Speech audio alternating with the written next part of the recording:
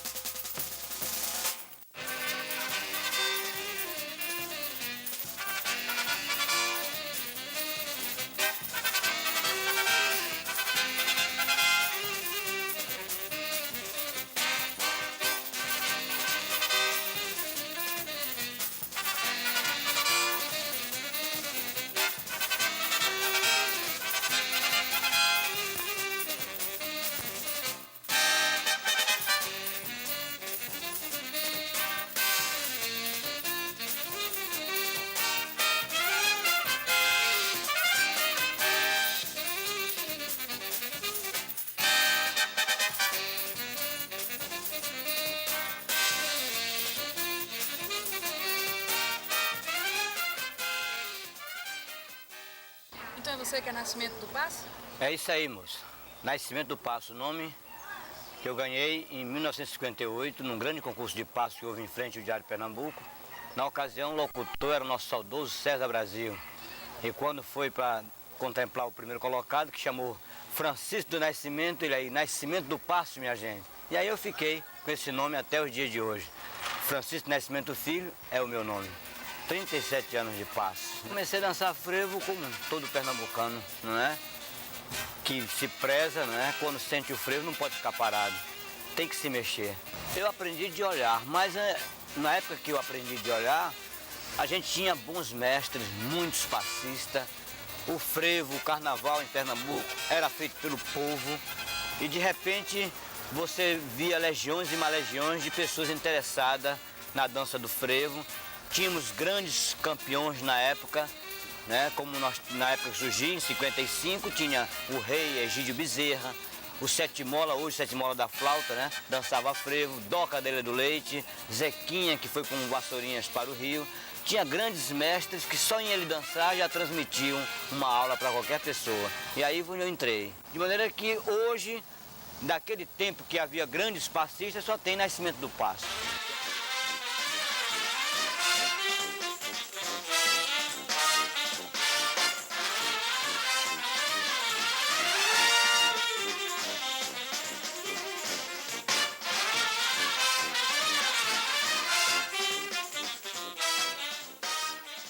Comecei a ensinar frevo vendo essa necessidade que se tinha de criar novos mestres, novos professores, novas pessoas que aprendessem a dançar o frevo. Foi quando daí eu comecei a me preocupar, catalogar passos. Eu tive que andar pelas ruas, acompanhando o carnaval, vendo pessoas dançar o frevo. Geralmente quando eu via um passo interessante eu perguntava como era o nome do passo, né? Indo nos clubes, tanto pobres como granfinos. Isso me custou exatamente 3 anos de trabalho, né? E para que a coisa se tornasse assim mais oficial e que eu tivesse assim uma apreciação através da sociedade, eu criei uma escola, não é? Com estatuto, com CGC, com tudo que diz direito. E daí comecei a gritar através do rádio, do jornal, da televisão. Vamos dançar todo o ritmo do mundo, mas vamos primar a dança do frevo, o passo que é nosso. Aí, ritmo. Outra perna. Aí, olha a onda. Ponta de pé calcanhar. Pontilhando. Saci. Outra perna. Chutando de frente. Chutando de lado. Passa a passo em cima. Passa a passo embaixo. Carrossel. Sobe e banho de mar pra frente. Aê. Pra trás. Tá bom aqui. Centenas de pessoas já procuraram o mestre para aprender. Eu tenho hoje a honra de dizer que ensinei o Balé Popular do Recife a dançar o frevo. Antônio Carlos Nóbrega, cadeira de dança na Unicampus em São Paulo. Jorge Marinho, hoje está ensinando na Secretaria de Educação em Brasília. Radiestesista e outros tantos que já estão por aí ensinando a dança do frevo, aprenderam com o Nascimento do Passo. Ele está aí Nascimento do Passo, esses anos todos, né, gritando, pedindo, implorando, ninguém dá atenção, mas sempre eu arrumo um jeito de ensinar aqui, ensinar ali, né? Ainda não tenho um terreno, não tenho uma sede, já consegui ensinar em vários bairros, em várias escolas, trabalho a semana toda, vivo disso praticamente, dando aulas a semana todinha em vários pontos da cidade, em várias academias. Olha, sinceramente, se ajuda é a desatenção, foi tudo que eu tive até hoje. Uma desatenção tremenda, feita pelas autoridades, né? Por esses doutores que são colocados nesses departamentos de cultura, nesses departamentos que vai verba para esses departamentos para ajudar a cultura, ajudar o artista, certo? E eles só cuidam de fazer livros, eles só cuidam de criar repassagem, um negócio de uma repassagem que eles têm com o dinheiro, que nunca chega, nunca repassa para o artista, só repassa para o bolso deles.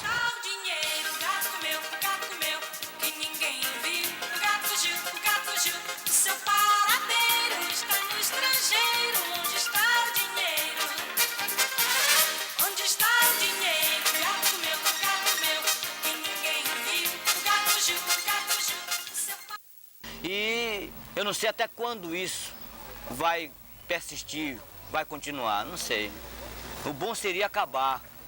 O bom seria que o governo não ficasse inventando essas leis, como está aí a Lei Sarney, por exemplo, complicadíssima para o pobre, para o Nascimento do Passo, para o maracatu, para o caboclinho, adquirir dinheiro através das empresas.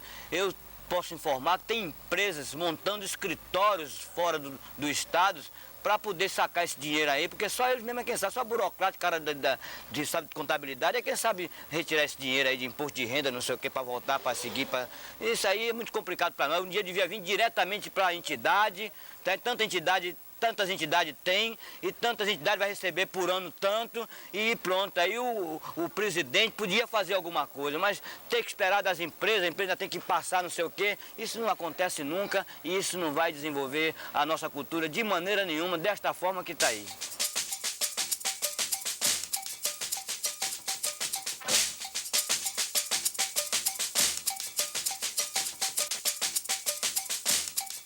Nascimento, agora como é que surgiu o frevo? Qual a relação do frevo com a capoeira?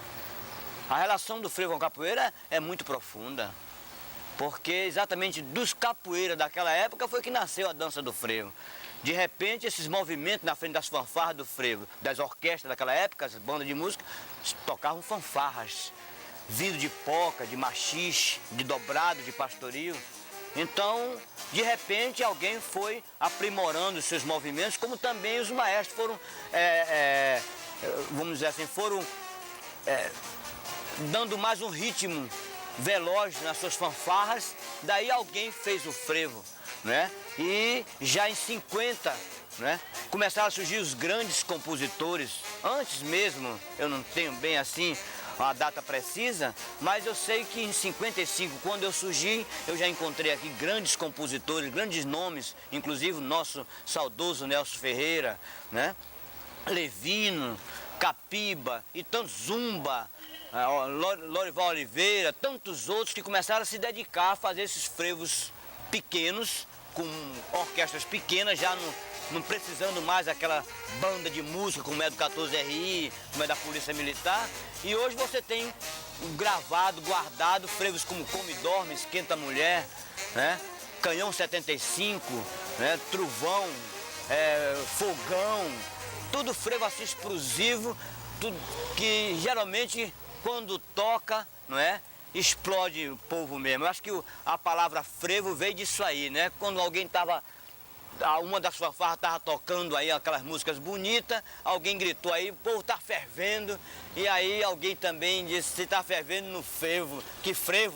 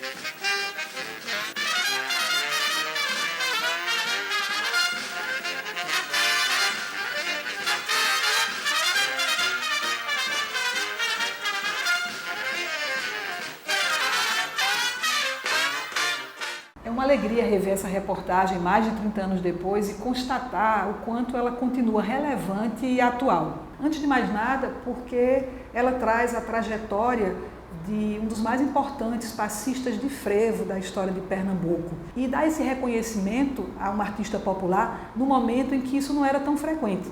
Esse tipo de reconhecimento ainda hoje é objeto de luta, né, entre os artistas populares, né? O vídeo também é relevante porque dá espaço para Nascimento do Passo fazer uma crítica muito contundente à dificuldade de acesso dos artistas populares aos recursos públicos de financiamento da cultura, especialmente toda uma burocracia envolvida nesses processos que nem sempre os artistas populares conseguem manejar facilmente, né? Isso é muito relevante. Já avançamos nesse ponto, mas acho que podemos avançar mais, né? Há um aspecto interessante também do ponto de vista da forma do vídeo, né? Diferentemente das reportagens mais convencionais, essa não possui o texto e a locução do repórter, que é o que a gente chama de off, e que costuma dirigir um pouco a narrativa. Nesse caso aí, o personagem Nascimento do Passo narra a si mesmo e vai levando a conversa para os pontos que interessa a ele destacar, inclusive a questão do financiamento da cultura popular. Tem ainda um detalhe interessante nesse vídeo, que é o modo como a entrevista é gravada num ambiente muito descontraído, nos 4 cantos de Olinda e com uma cerveja na mesa, né? Vocês devem observar que começa com uma cerveja, no final a mesa está cheia. Eu confesso que depois de mais de 30 anos eu não consigo me lembrar se nós tomamos todas essas cervejas e quem tomou todas essas cervejas. O mais importante não é esse fato anedótico, é o quão revelador é esse fato. Por quê? Porque, na verdade, quando a gente deixa as cervejas em cena, mostra que nós bebemos juntos. Então, se quebra um pouco essa hierarquia entre entrevistador e entrevistado, entre repórter e fonte, se quebra um pouco essa hierarquia de papéis, né? Cria-se essa proximidade, né? E se deixa, na verdade, a situação mais natural, se quebra o artificialismo das situações de gravação que geralmente a gente tem nas reportagens, né?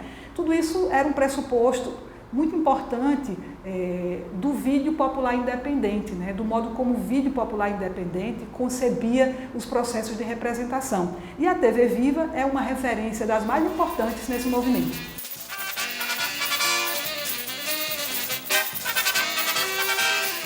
Quando eu entrei na escola, em dezembro de 97. A Escola Municipal de Frevo foi fundada em março de 96. Quando eu entrei lá, eu percebi que era uma energia diferente. E Nascimento foi o primeiro a me receber e dizer seja bem-vindo. Foi aí que eu percebi que era um espaço interessante e eu estava ávido para praticar frevo, porque ele fazia alguma atividade física.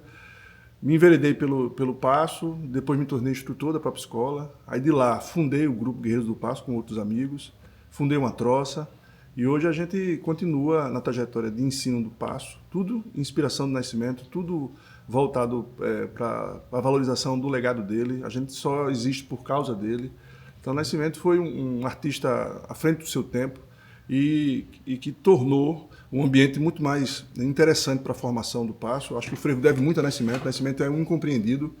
Nascimento foi um artista que se dedicou por inteiro ao frevo, né? Hoje não pode se falar de frevo, de dança, sem mencionar Nascimento. 98%, ou quase 100% dos passistas que estão em atuação atualmente foram formados por Nascimento ou por discípulos de Nascimento. Então, a marca dele está muito forte na dança do frevo. Eu acho que cada vez mais precisa que Nascimento seja valorizado. Hoje já tem uma data em homenagem ao mestre, que é o dia 28 de dezembro, é o Dia Estadual do Passista de Frevo, e é a data de nascimento dele, né? Eu tenho lembranças maravilhosas com o mestre, especialmente na intenção dele de estimular a gente a fazer frevo, a multiplicar o frevo, né? Eu tenho uma época que eu, brincando com ele, disse, Nascimento, lá em casa eu queria fazer uma aula lá na frente de casa, chamar alguns colegas, fazer isso. Faça o seguinte, mande fazer uma faixa, bote lá, aulas de frevo com o Nascimento do Passo, que eu vou lá e dou aula. Então ele tem uma disposição assim incomensurável de querer passar um ensinamento, querer formar passista, querer espalhar o frevo. Ele era um cara que andava com a própria roupa de apresentação. Então, ele ia num banco, ele ia numa loja, ele já andava vestido de passista. Então, ele era Nascimento passista durante o dia todo, durante o ano todo. Não era só aquela coisa pensando no carnaval. Ele tinha essa coisa de pensar e viver o frevo de forma completa. Isso que é bonito dele. E eu lembro várias vezes ele chamando a gente para ir em algum evento, alguma festa na cidade. Ele ia já com a roupa, mas não era nem para dançar frevo. Vamos com a gente. Ele estava a roupa dele, que ele tinha, de cetim, e ia. E essa forma dele de dizer que o frevo não é uma coisa apenas de carnaval. O frevo é uma coisa do ano todo, do cotidiano. Esse vídeo é interessante, né? Porque numa época que foi feito não tinha internet. E hoje o pessoal está se descobrindo dentro desse universo de Nascimento por esses vídeos, né? Históricos, né? Que a televisão registrou. E ali mostra toda a vitalidade dele, mostra também vamos dizer assim, a revolta dele com relação ao sistema de políticas culturais, de apoio à cultura, ao frevo. E ele diz um injustiçado, e com toda razão, Nascimento foi um batalhador do frevo, e ali ele teve o espaço de falar. Então, era um cara que desde a década de 60, de 70, sempre tinha uma fala na imprensa, nos jornais, nas rádios, na TV. Então, isso significa que ele tinha muita força, né, cultural. Então, ele ia atrás, perseguia. A própria Escola Municipal de Frevo foi uma luta dele atrás de políticos, atrás de Jarbas Vasconcelos, para poder fundar uma escola. Ele foi tanto atrás dele, tanto que perturbou o juízo de Jarbas, que Jarbas resolveu fundar a escola e para ele parar de perturbar ele. Mas você vê, é um símbolo da batalha de Nascimento pelo frevo. Acompanhei Nascimento do Passo por muitos anos, né? E eu era uma pessoa que saía com ele de manhã e só chegava à noite, que a gente ia dar muitas oficinas em Boa Viagem, Casa Forte, nas Graças, né? E foi assim muito importante para mim. Como é que ele era? Ele vivia o frevo? Rapaz, o cara era casado com frevo, namorava com frevo, noivou com frevo, dormia, se acordava 24 horas o frevo, né? E tem uma coisa que ele me cobrava muito, que eu tinha de andar igual a ele, né? Todo caracterizado de passista, em todos os lugares, né? E isso era um momento assim de muito aí, Antônio, você tem de botar a roupa e sair, não sei o quê. E eu fazia, calma, mestre, vai chegar o momento ainda não é propício ainda, né? Mas vai chegar, né? E aí a gente tivemos muita coisa boa. O mestre gostava muito de ler, escrever, lia muito jornal todos os dias, né? E fazia com que os alunos também pudessem ler escrever, estar estudando tudinho, e era um cara muito conectado, né? E pelo o tempo que ele estava muito mais adiantado do que todo mundo, né? Essa perspectiva do frevo, o frevo passa, o frevo dança, mas o frevo música, o frevo também dentro do processo dos adereços, né? Da fabricação dos estandartes, né? Tudo isso ele já estava fazendo, né? Desenhando e botando a gente para cortar, botando a gente para consertar sombrinha, tudo. Então era uma pessoa que estava com a cabeça muito mais avançada do que do tempo dele, né? E aí, muito da gente, né, jovem, tudo, dizia, esse senhor deve estar louco, tá isso. Mas quando você vai amadurecendo e vai chegando a certa idade, você diz, rapaz, o cara estava certo, o cara, né? E uma figura que arengou no bom sentido, reivindicou no bom sentido para vários gestores, né, governamental, governador e prefeito. Ele chegava no gabinete, sei quantas vezes eu fui com ele, e muitas vezes eu dizia, vai sair eu e ele preso daqui. Porque quando se tornava de frevo, ele brigava com o residente, né? E eu não entendia aquele brigar, aquele impulso de dizer ao prefeito e ao governo, dizer, olha, vocês são pernambucanos, vocês é que têm o papel importante, a caneta na mão, para fazer que isso saia do papel, né? O que eu estou querendo é que a gente entre no consenso, o projeto já está pronto, da escola de frevo estadual, né? Para dar aula em todas as escolas estaduais desse estado de Pernambuco. Então era uma briga constante, né? O Nascimento foi esse, né? Essa figura realmente que sempre brigou, lutou no bom sentido de deixar o legado para os demais que viessem como aluno dele, tomasse conta disso e também pegasse um pouco desse impulso de reivindicar e ser lutador pela cultura, e principalmente a nossa cultura frevo, né? Que é o nosso carro-chefe. E era uma pessoa muito de energia, muito forte, né? Que até muitas vezes as pessoas se chocavam, né? Mas não sabiam o que estava por trás, porque tinha de conviver com ele, né? O que ele queria dizer que isso era sério, isso tem de ser sério, isso não pode levar na brincadeira, né? Então, quando eu vim entender isso, né? Eu já estava com 18, 19 anos, e assim eu digo, eita, aquilo lá como adolescente, tá me servindo agora, porque era isso que ele me cobrava o tempo todo, a seriedade, a importância, a postura, né? Entender que tem de voltar a estudar, entender que tem de estar realmente conectado com a história de cultura, educação, cultura, principalmente no punho de entender que nós é que tem de realmente estar inserido, de estar nas políticas públicas, né? O que é política pública, né? O que é a lei, né? O que é de fato botar isso tudo no caldeirão da cultura, né? Que é cultura, educação, cultura. Isso para mim não tem preço.